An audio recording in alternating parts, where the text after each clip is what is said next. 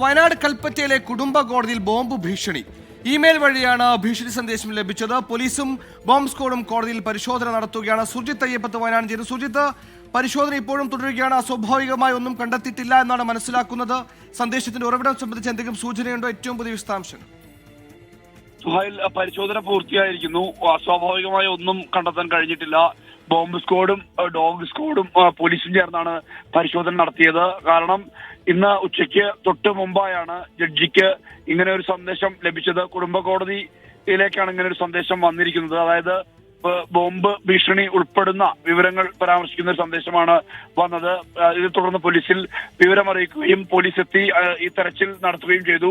പക്ഷേ ഒന്നും അസ്വാഭാവികമായി ഒന്നും കണ്ടെത്താൻ കഴിയില്ല. ചവറ്റുകുട്ട വരെ അരിച്ചു പെറുക്കി. പക്ഷെ അതിലൊന്നും തന്നെ അങ്ങനെ ഒരു ബോംബിന്റെ സാന്നിധ്യമൊന്നും കണ്ടെത്താൻ കഴിഞ്ഞിട്ടില്ല.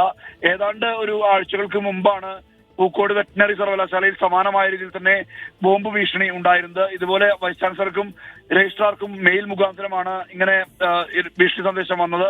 അത് നക്സലേറ്റുകളാണ് എന്നുള്ള തരത്തിൽ അങ്ങനെ പറഞ്ഞുകൊണ്ട് ഒരു ഭീഷണിയാണ് വന്നത്. പക്ഷേ ആ സമയത്തും ഇതുപോലെ തന്നെ പരിശോധന നടത്തി അസ്വാഭാവികമായ ഒന്നും കണ്ടെത്താൻ കഴിഞ്ഞില്ല. അതിന് സമാനമായ രീതിയിലുള്ള ഒരു ഭീഷണി സന്ദേശം തന്നെയാണ് എന്നുള്ളതാണ് പോലീസ് സംശയിക്കുന്നത്. എന്തായാലും സൈബർ സെൽ ഉൾപ്പെടെയുള്ള സംവിധാനങ്ങൾ ഇതുമായി ബന്ധപ്പെട്ട് അന്വേഷണം നടത്തുന്നുണ്ട്.